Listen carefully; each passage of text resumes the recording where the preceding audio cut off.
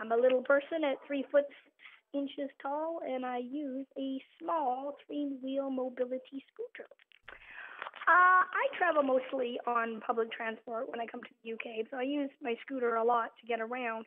And I run into a couple of issues over the years that have been quite troublesome and very disabling.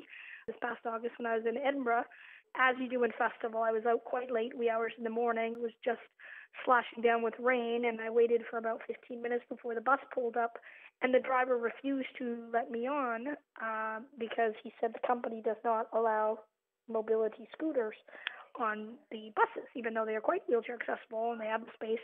But so I argued a bit, and he called, wherever the head office, and he said, nope, you're not allowed on. And I pleaded with him. I was quite, diplomatic. I was like, well, why? I said, I can get off the scooter and I can sit in a real seat. I go, it's not like it's busy on there. If you're worried about it tipping, I can sit in a normal seat. I can push it on. And he just kept going, nope, sorry, it's against company policy. And I'm like, it's 4 o'clock in the morning. It's pissing down with rain. Like, how about put the company aside and how was your human decency?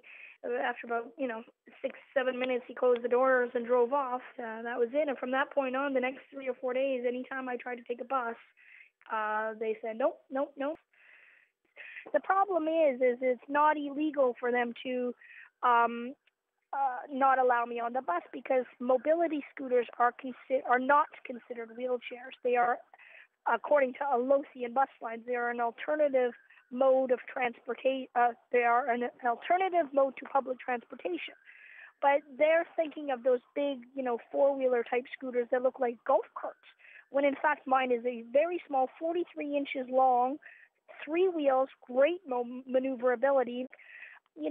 Scooter technology is advancing where they're making these mobility scooters much smaller, but the policies are not keeping up with the technology, and so therefore it leaves people like me stranded, and either I have to be confined to a wheelchair and lose my independence, and it's okay if somebody pushes me around, but I can't have the independence to get on certain public transportation or trains. With my job, I could be performing in Preston or Crewe or anywhere up there, and it's a nightmare for me to get up there.